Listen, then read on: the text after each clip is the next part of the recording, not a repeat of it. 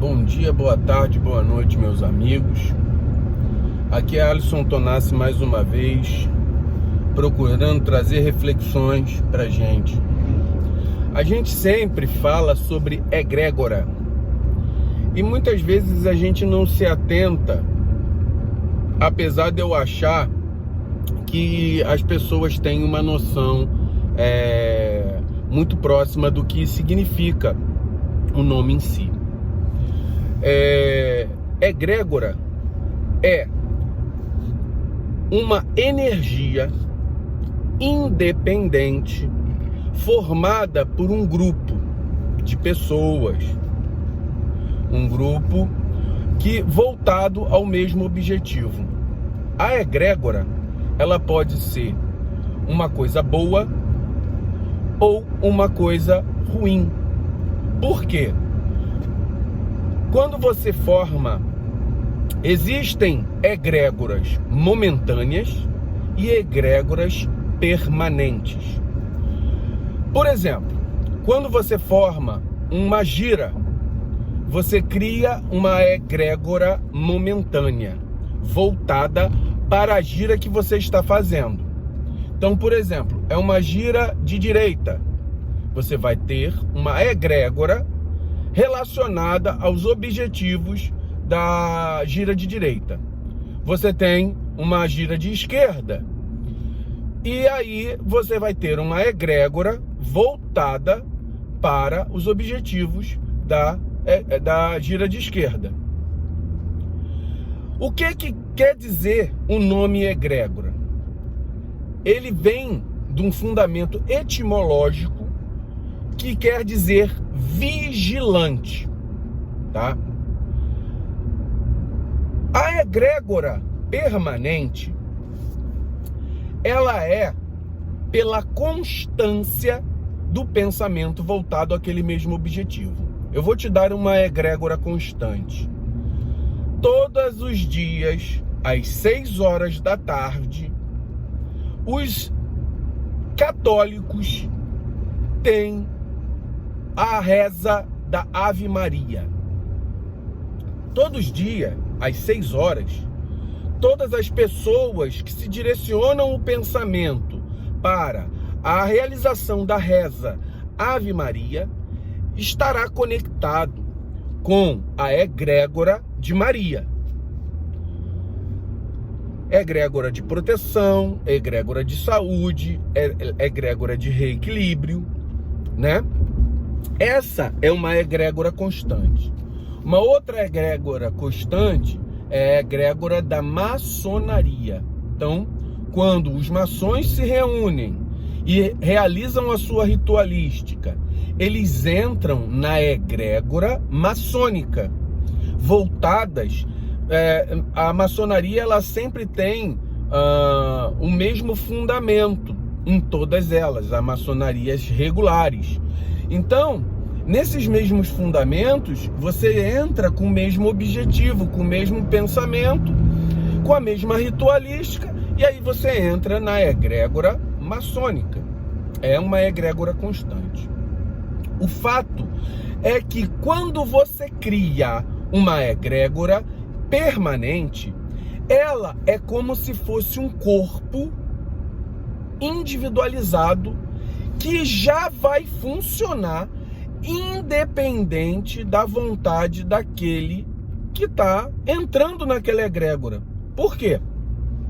Porque ela é uma egrégora permanente, criada por milhões de pessoas. Então, por exemplo, na egrégora da maçonaria, eu não sei quantos maçons existem no mundo, mas todos pensam mais ou menos com a diferença do fuso horário. Então você entra nessa energia egrégora.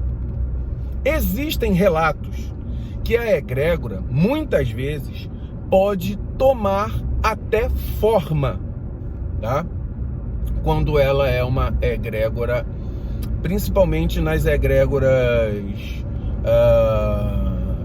transitórias.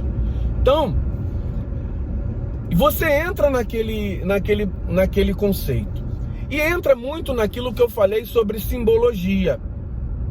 Quando você entra no arcabouço de um fundamento simbólico, Vou dar o exemplo. A estrela de 5 pontas, ela representa a materialidade, a transcendência da materialidade sobre a transcendência do pensamento sobre a matéria, do espírito sobre a matéria. Então, a estrela de 5 pontas. Ela tem uma simbologia e uma egrégora universal. Quando você entra nessa egrégora universal, você entra em todo o componente simbólico, representativo e espiritual que essa egrégora emite, trazendo uma potência de força para o fundamento que você está fazendo. Então, por exemplo, você está fazendo uma ritualística em que você precisa daquele símbolo. Aquele símbolo vai atuar porque já existe, ele não atua por ele mesmo. Ele atua porque existe uma egrégora de milhões de pessoas que já fizeram esse símbolo nesse mundo que nós estamos. E quando você emana e você pensa nessa simbologia, quando fazem ela, você entra nessa vibração. E aí você consegue sintonizar a vibração e utilizá-la. Tanto é para isso, para cura, quando você tem aí eu estou falando uma representação simbólica, pode se formar egrégora. Uma representação pessoal, por exemplo, Maria. Uma representação coletiva, maçonaria. Então, tudo isso é egrégora. A egrégora dos espíritas, quando eles vislumbram as questões do plano espiritual voltadas ao bem. Agora, quando você entra em egrégoras negativas, por exemplo, a egrégora do funk. Então é uma egrégora voltada a um pensamento desvirtuado, com letras chulas, com letras que falam de sexualidade. Você vai entrar na egrégora da sexualidade. E com ela, você vai atrair e se conectar com espíritos, ou seja, são pessoas que formam pessoas no plano físico e pessoas no plano espiritual. E quando você entra nessa egrégora, você atrai para você tanto as energias do componente magístico dela, quanto as energias daqueles que se conectam a elas, que são espíritos ou bons, por exemplo, Maria e toda a sua legião de seguidores espirituais, ou espíritos ruins, voltados ao sexo, às drogas, à depravação, à promiscuidade. Então, quando você entra numa egrégora dessa, você está atraindo para você ou coisa boa ou coisa ruim. Você pode estar, de repente, atraindo uma obsessão pro teu lado, só de você estar na energia voltada àquela egrégora. E ela é um corpo independente. Quando você entra, você se conecta. Imagina o seguinte, você entra num chat onde tem milhões de pessoas. Então, nisso, quando você entra nesse chat da internet, é como se fosse uma egrégora. E todo mundo que está conectado ali pode se conectar com você. A qualquer momento, alguém pode entrar em contato com você. E isso pode ser bom ou ruim. Então saiba escolher a egrégora que você quer estar, que você quer permanecer. A egrégora, ela serve com um fim positivo, mas ela também existe a finalidade negativa dela. Então, que nós possamos estar na egrégora da Umbanda. Aí vamos colocar aqui, a egrégora da Umbanda está ligada a quem? Todos os espíritos de arquétipos que estão na Umbanda. Caboclos, pretos velhos, crianças e os Exus. E aí você vai se ligar também ao mundo espiritual voltado à egrégora de Umbanda. Qual é o mundo espiritual voltado à egrégora de Umbanda? Aruanda. Uma das cidades espirituais e como tantas outras podem estar ligadas à egrégora de Umbanda. Agora, a nosso componente material não joga mais as questões do pensamento negativo, da espiritualidade mais baixa. Então, normalmente, a gente tem que treinar a sair da egrégora de negatividade, de ansiedade, de estresse que a gente vive, porque tudo isso são egrégoras. Vamos tomar muito cuidado e avaliar como nós pensamos. A egrégora do nosso pensamento, o nosso pensamento diz uma coisa, é o que eu achei muito bonito falarem, o eu interno.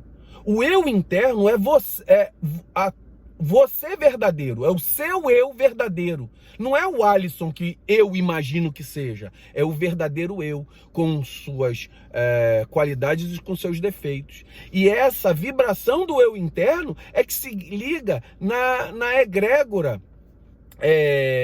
de vibração que a gente tem mais afinidade. E o problema é que muitas vezes a gente vai ter espíritos que se chegam próximo da gente por essa egrégora que nós emitimos, por essa vibração que nós emitimos. E aí eu pergunto para os irmãos, de vez em quando tem um espírito ruim tentando me atacar. Será qual é a egrégora do meu eu interno? Será qual? Então, por isso que eu preciso da Umbanda. A Umbanda me treina a sair da egrégora de negatividade. A Umbanda me treina a sair da egrégora de estresse, de nervosismo, de explosão, de irritabilidade, que eu tenho frequentemente. Então, isso faz com que a gente vá diluindo a egrégora negativa. Só a egrégora positiva pode diluir a egrégora negativa que a gente tem ao nosso derredor. Fique com Oxalá, que Olorum nos abençoe hoje e sempre, meus irmãos.